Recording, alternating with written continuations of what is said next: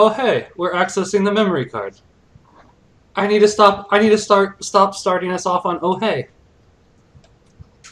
But yep. I was gonna say.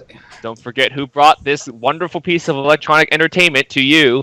So There's a reason. Give it about another 10 seconds. There's a reason I left that in. Because we gotta have our anime cutscene after all. Whoa, that reminds me of the boss. How many arms did it have? Like 6? I think it starts with 4. It's an optional mini boss. I think it eventually does get 6. Because that actually reminded me of the boss from Persona 5? At least, no, 4. The true ending. It's like, I think when it goes into its second form, it's this gigantic, decrepit thing, and it looks basically like that, like a skeleton with like 3 arms. Or not 3 arms, 6 like different skeleton arms. They could be related then, like from where they're inspired from. Yeah, maybe. I know it's because it's spoiler, but probably not spoiler. It's Izanami, the god of the dead. Oh, gotcha. So this is completely new to me, actually. Yes. So I have never really heard of Tales of Symphonia until I saw it. That's why I started, poking around TV tropes, honestly. Mm-hmm. So I had really, I did not grow up with, during the JRPG craze. Mm-hmm. I only started taking gaming, seriously and started paying attention to it in about 2010. I believe the game Mass Effect 2 was the one that really pushed me to just consider games as more than just, cheap diversions. You know what I mean? They were like an art form. What I mean. So I can understand that. I was gonna say, Tales of Symphonia. I mean, RPGs typically try to be more an art form. Because as you can see, this obviously has a pretty decent anime-style opening cutscene. So, by the way, there's so many spoilers in this anime cutscene. If you know the game, it's not funny. But if you don't know the game, spoiler. Well, I have no idea what's going on. I was gonna say, if you don't know if you don't know what's going on, it's all perfect. But no, Tales of Symphonia. I'm sure there's going to be a lot of interesting things we can honestly comment on, just because they kind of do a little bit of stuff later on. I don't want to get into too much spoilers, but I'm a little uncomfortable with how much they bring up the religion, but at the same time, that's mainly just because I have scruples, and that's part of it. Oh, yeah. So it's the same problem. So. I was gonna say, it's a horrible problem, because it's like, I understand they're just trying to do world building, stop it. It's like, it's not our same world, so. Oh, hey. Can imagine. No, I left in the settings, but there. I'll get to one thing that mentioned in a minute. But yeah, I scrupled pretty badly. Actually, I didn't have scruples until I think after I started playing Persona 3, and I was like, okay, this is a bit weird, and I was like, alright, I'm sweating a bit. I'm like, alright, that's a bit uncomfortable. Like 4, I think I was just fine with, other than like some of the Persona names, but when they had some of the Archangels as Persona, so I was like, alright, I'm getting into some weird territory. Yeah. It can be hard, honestly, because it's like, yeah, I don't know. But as that was the best part of like one of the subreddits was I'd ask them, people saying, yeah, you're being too creepy, this, I play it too, here's this, that, it's Japan, they're not specifically trying to do anything. Right. Literally just, they think it's exotic in the same way that we think ninjas and samurais are pretty cool because those are exotic and part of the culture. Like that I can Avatar: The Last Airbender takes a bunch of influences from Hinduism and Buddhism and Eastern religion, but it doesn't do it in a way to insult it or attack it. It's done in a respectful way in what it thinks it is. Right, because I was gonna say, kind of like how what is it? Assassin's Creed does do it to attack it, but Japan doesn't do it to attack it.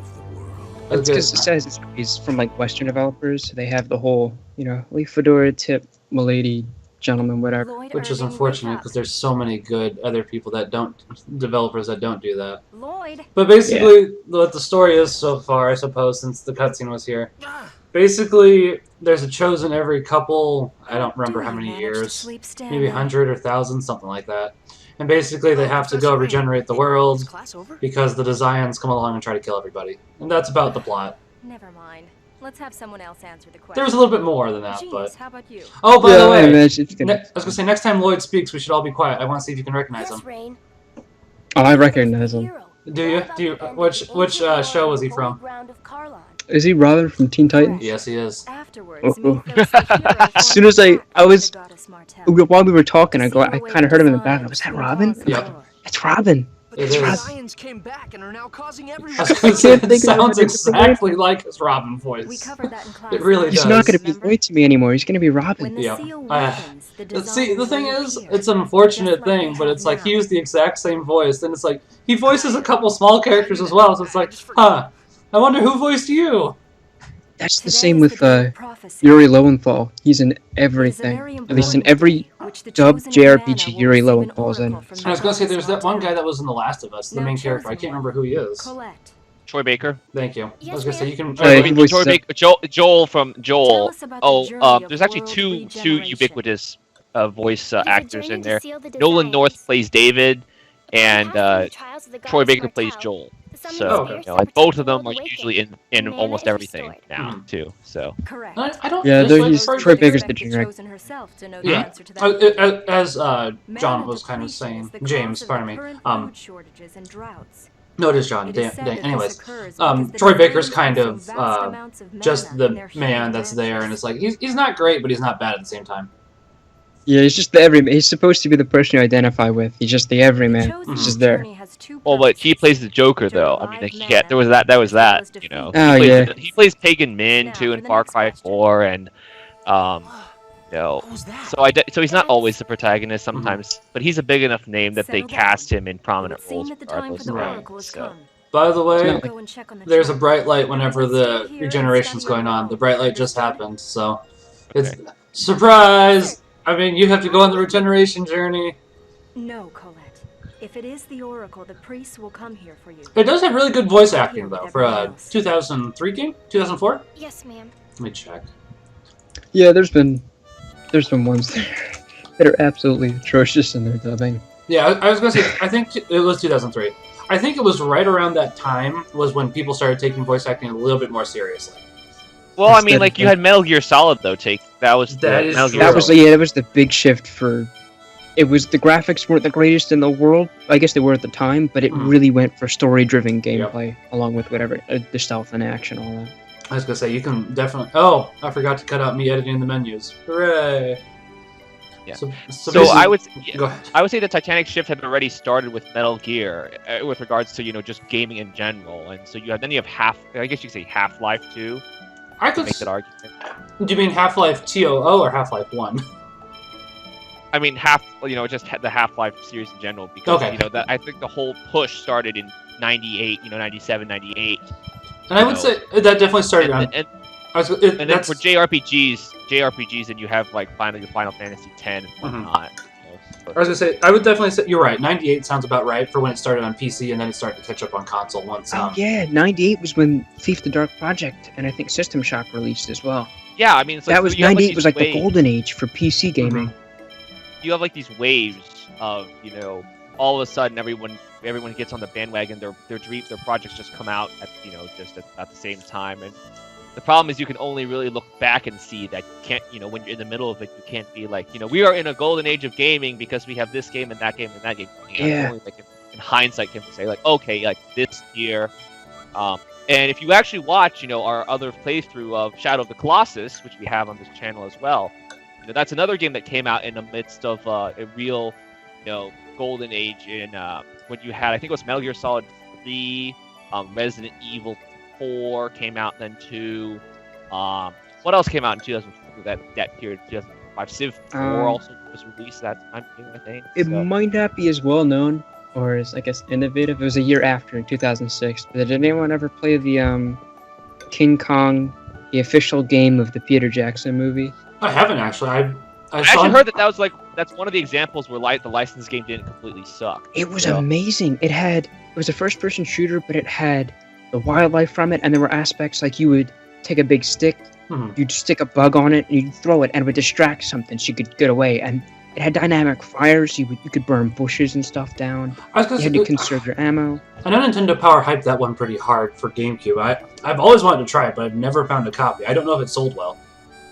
It apparently, I was thinking of getting it on the PC, but people say don't because apparently it comes with one of those anti-piracy softwares, but Oh. the software is basically malware, and then it messes with your PC in a way that people say don't get it. Didn't It's on Capcom do that PC. with something as well? I can't remember. Well, No, I'm that was, thinking. I think I'm thinking it was Ultimate Origin. Marvel. Origin, I think. Yeah, it may have been Origin. I know EVE Online had a disastrous bug where it would delete the Windows. It boot wasn't file. Games for Windows Live, was it? That came later, right? That wasn't really malware though, because you can definitely remove that. Okay. Yeah. I know everybody hated Games for Windows Live. I didn't actually, but that one you could remove. Oh, by the way, we find out that Colette is a klutz because that hole in the wall there. Yeah, she fell through it. Oh. So, welcome to Anime Trope 101, the klutz She heroine. obtained the title of Klutz. Yep. And klutz and titles do actually do stuff, and that's what I'm. Oh, I think this is the only episode where I kept in menu changing, unless it was for titles. Titles do actually change stats in this game, so there is a reason to titles. So what do you mean by title? Because as a complete newcomer, so is that the same thing as like a class, or is that No, it's just. or is it just a moniker, or what? Hold on, if you look right now, it's like titles are basically just things that you get, and they can improve your level ups. That's pretty much all it is. Because Klutz improves HP, strength, and accuracy for Colette, and going through the game, there's various things that you can get for them. So basically, like the higher level you get, the harder the title to get, the better you can make your characters. I see. And here's another thing. We have interactive skits that you get that tries to flesh out the world and the characters, which I actually really enjoy, but it makes it frustrating when I'm trying to do a grinding session. Notice that button pop up and go, oh, I need to record real quick, because if I don't, I'll miss it.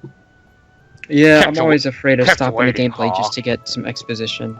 Yeah. So, that's all I It's not- see when I see that. It's just the codec again, all over again. It kind of is, but I mean, yeah, it really is. But it's kind I of nice. missed out on a lot. It fleshes it. Basically, it's just a bunch of heads talking to one another and fleshing out the world and the characters. I unfortunately never took advantage of that in Metal Gear Solid 3 when I went through it. You I never really. called the codec. I mean, a couple of times I think I did, but I never really took the time to do all of it to get as much info as possible from all the different people, embrace their personalities. I did like the paramedic calls are always nice. I would save the game and listen to her call, and then I would shut the system down. But I'd always like just hearing her and Snake talk about movies. It was so fun.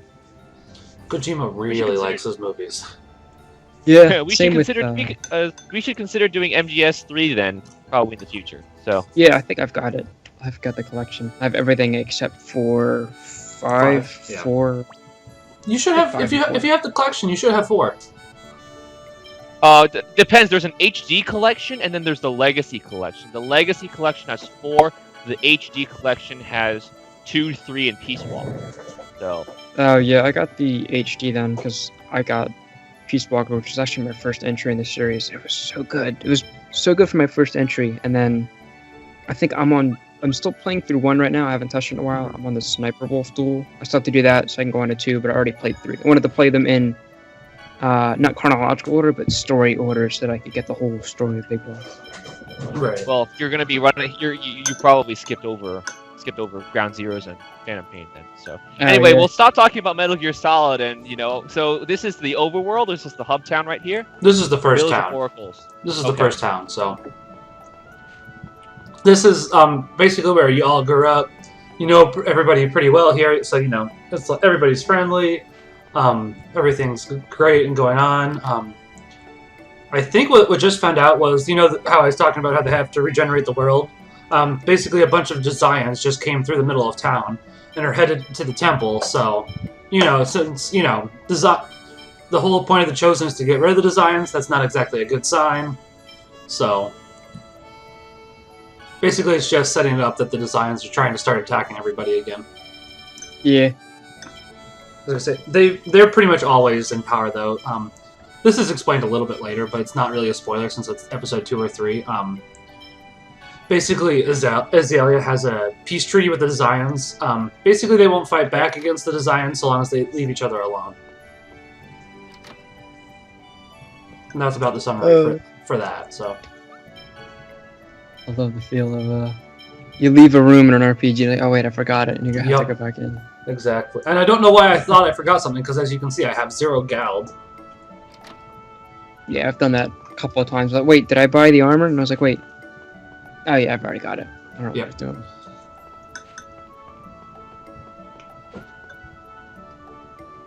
So I guess everything's just kind of calm before the storm, stuff's about to go wrong pretty soon. Yeah, exactly. Otherwise, there wouldn't be a game. So. And then there's a plot twist, and everything goes even more wrong. But that's way later. Because of course, I mean, it's an RPG. You always expect the plot twist. For the most part, I did keep the battles out, but if it's a new enemy, I left it in. So. Yeah. Okay. So there was a zombie, and there went the zombie. That was easy, Lord. You're amazing. No. Like, honestly, the enemy battles are pretty easy. The bosses, on the other hand, typically, they're just such beef tanks, honestly, and they can hit really hard, so. That's the main problem with the bosses. Are there any the obnoxious heal spam ones that will let you do a ton of damage and then just say, "No, I'm gonna heal it all back"? Oh. I can't remember. There's a couple of bosses where you're not technically supposed to be able to beat them, but you can. I was going to say, I know that Michael was talking about how he found out about Tales of Symphonia through TV tropes, and Tales of Symphonia has a lot of tropes to it, so... Yeah. So the other party members all fighting by themselves? Yep, yeah, you can. It's on... There's 3 different settings. Manual, semi-auto, and auto. Auto is everybody does everything. Semi-auto, you control most of it, but if you put in like an attack button, you'll run up to the enemy and attack. If you do full manual, you have to control absolutely everything except for the party members. So how did the designers foresee that people would play the game? What was the designer recommended me about about playing the game? About Tales of Symphonia. Oh man, I have to remember. I don't really remember hype for this one, mainly because my friend was playing it, and I was like, oh hey, that looks pretty interesting, I'll pick it up sometime, and then I picked it up like 3 years later because I found it at a second-hand store, so I was like, oh hey, I guess I'll finally play that. But in Japan, the Tales series is fairly popular, because we have like Tales of Vesperia. I think Tales of Symphonia was really what kicked it off here. I'd have to, but before that, the Tales series was just here, but what I'd say probably appeals to people is that it's an action RPG as opposed to a turn-based, turn-based RPG, and there's not very many of those. Even back on the Super Nintendo for Tales of Fantasia, which I think that's a really good game too. It was an action RPG. Obviously, it was a side-scroller because it was a Super Nintendo game, but it's probably because it's a different type of RPG, would be my guess as to why people like it. It's not your typical turn-based one.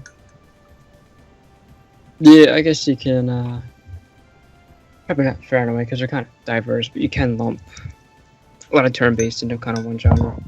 Yeah, you can. Persona, Final Fantasy, Golden Sun, Skies of Arcadia.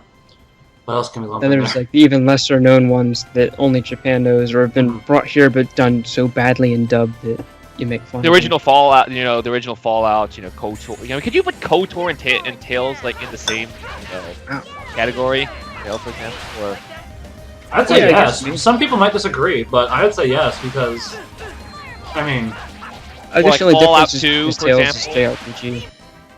Just as I expected. Or just being design and stuff, because Tales is more JRPG, but KOTOR is more Western RPG, but I guess it's still an action RPG at heart. and that's what I started doing, by the way, for these fights. Whenever I got there's that weird little skip right there. yeah, there's going to be a couple of those, but that's honestly the easiest way, so I try to pretty much get it as soon as it comes back. Oh, hey, I got another title. I was going to say, sometimes it gives a little bit of flavor text at the bottom, too, so that can be fun. Unfortunately, right now, the plot for this game can be really interesting, but it takes a little bit of time to start getting moving. Yeah, I figure that's usually what RPGs are good at. It wants you to take some time to get immersed in everything so that it can rip it away from you and say, deal with it. And now we changed our playable character. Yeah, that's because the main character died. So I'm kind of running back to town to heal. I think after I do... Yeah. Yeah, oh, there we go. It showed he died. Okay. Which, honestly, I just haven't been playing very well on it for some reason. It's also a shame because the title is you have to have none of your teammates die until a certain point in the game, so... There was a title like that, and I used to play Lord of the Rings Online a lot. Titles don't mean anything other than it's nice to have next to your names, and someone can say, "Oh, you did that." But Mhm. you get the undefeated for getting to level 25 without dying. And I think I got to around maybe level 15 or 20, and I hadn't died, and I didn't feel like taking the mountain road, like zigzagging down. So I said, "I'll just jump. There's no fall damage anyway." And it turned out, because whenever I would jump from a high height, I'd just break my legs, but then it would regen and I'd heal. I didn't know that there actually was fall damage that could kill you. So I just jumped off thinking I'd break my legs, and it turns out I killed myself, so Nice. I wasn't going to get the title. Whoops. Yeah, no undefeated for me. They have something similar to that in Guild Wars. I'm actually really grateful for how they do it.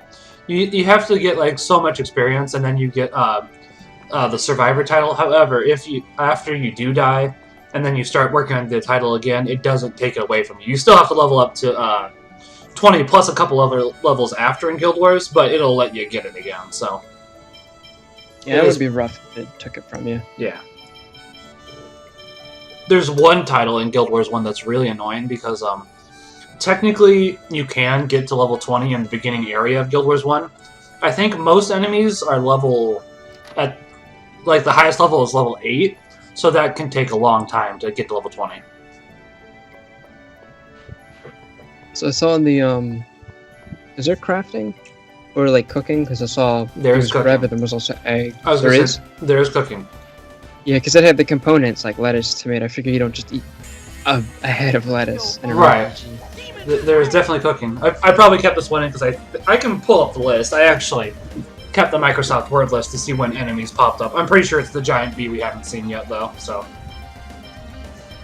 but yeah, there's cooking, and honestly, that plays into the game a lot as well because cooking can do a lot of things, and then it also plays into another title because one of the titles is you can't use any of the healing items, which are gels in this game, apple gels or orange gels, which restores your HP as well as TP, which is essentially MP in this game. So if you use that on one of the characters before a certain point, yeah, don't get the title. There's kind of a theme here. If you use each character, like one of the first three characters, I should say, they each have a title that plays off of that. Lloyd has the easiest title out of all of them, I would say. Did your guys' streams just refresh out of curiosity? It looks like it did a little bit. We shouldn't be too bad though. I don't think. Okay. All right, carry on. So the gels, so they're the in-universe, like they're the health potions, but Yeah. the food itself is more like it's smaller, so therefore it doesn't count towards the requirement of you having to not take healing items beforehand. You also can't cook in battle, and you can only cook once per time. So like if I tried to cook right now, they'd say we just ate. So you can only cook once per little bit. So so you can't, like Skyrim style, get a bunch of ingots and stuff and just go spam iron daggers.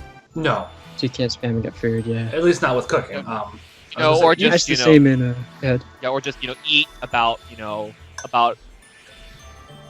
movable Like feast. 12 cheese But wheels. literally, yeah, you are the movable feast, Mhm. when you're carrying around the stuff. So there is In, there's a suit. There's a kind of quote unquote crafting in the game eventually, but that you can spam, but you have to have the materials for it. So I know in Rune Factory 4, which is, I think it's an offshoot of Harvest Moon or something, there's a limit. You have like a stamina bar, I guess, that you can use to craft and cook, so you can't spam making apple pies all day, so you can sell them or give them to whoever you want to be friends with or date. So you have to, you have to be, I guess, that's what I did. I made a ton of apple pies and just kind of kept them in a chest and waited for, I got a date with Clark today, I'll bring apple pie. yep. I've got to get back to it too. There's a whole other arc toward the end of the game. It's just, I don't think that cooking in Harvest Moon games does use your stamina though, does it? I've never played Harvest Moon. Okay. Only, that's why I don't know if Rune Factory is related to it. I think it is, but I've only experience with Rune Factory has been Rune Factory 4. There's like a stamina. I think Natsume published it here in America, so I think on the first one they slapped on the subtitle of a fantasy Harvest Moon. So I'm not. Yeah. Because I was gonna say, I know that the company that makes Harvest Moon didn't go under, but I know that the company that makes Rune Factory did. So not really. Oh, I can see it now. The religious themes. He looks like a proper pastor with the mitre on. That's why I get a little bit uneasy with the 2. And he did, and Colette did just say pastor, so Yeah. that's why I get a the little. TV tropes I read, they look at organized religion or the church as a big mystical. Anytime they think of an organized religion entity, they think of Catholicism. Yeah, as because it's so visible. It's so visible. It's Yeah. so easy to see. You know, As soon as you think religion, power, structure, you immediately think Catholic Church. You don't immediately think, I don't know. And I'll be the first to admit, its visibility is one of the reasons why everyone knows of it. And I thought, in the ability, it's like compared to all the other denominations out there, none are as out there or widely known and are aware of, culturally and You can't look at doctrinally their clothing as the and Church. instantly know what denomination they're. Be careful, everyone. But yeah, I'd agree. So, because it's I was trying to. Oh, Castlevania kind of does that too, but it's like the story for Castlevania is super stupid. And It's like why you're just given an excuse to go inside a mansion and chop up. Yeah, and it's like I love Castlevania games, I do, but it's like later on, it's like, oh hey, this was a person that was brought up in the church to do magic. It's like that would never happen. That's it doesn't another matter. trope. Video game writers are notoriously prone to taking shortcuts, especially at the time where programmers and writers are generally the same people. I was going to say, sometimes they have to take shortcuts, because I was reading an interview for Pokemon the other day, how, Japanese is so much smaller than English, so it's like they had to really pack as much as they could into that cart for the American release, just because of how much dialogue Pokemon has, so. That's also why they delayed Q5, I think. There's so much dialogue they want to jam into it. Because there's so much they cut from Japanese. Now, is it nationalizations? Whenever they bring them over. The localization. Yeah, localizations. They'll cut stuff because there's cultural references that Americans won't get. There's jokes that they won't get. So they'll cut a ton of stuff. Oh yeah, the prime example of this being Ace Attorney, I believe. Yeah. Enjoy your hamburgers. By the way, this boss technically should be hard, but I went off grinding every character at level 5. So I think at the moment I'm knocking down to 3,000 health. But even though that's the case, the cutscene still triggers and it's like, this guy's tough. And it's like, no, we've already almost killed him, so, that's neat. What's happened to me, I've done so much damage that it has to wait and do the scripted sequences of him getting weaker and weaker even though I've done all of his health. Exactly. I'm pretty sure, well, we can find out here in a second, Kratos is supposed to be a high level when you get him, and that's the new character we just got. I'm pretty sure he is a lower level than us at the moment. Just as I expected. We'll find out, obviously, but the main advantage to Kratos is that he actually has a healing spell. We didn't have any healing spells up till now. Amazing. This guy's Still can't get incredibly over strong. can't get over Lloyd's voice. I still hear Robin screaming Demon Blade.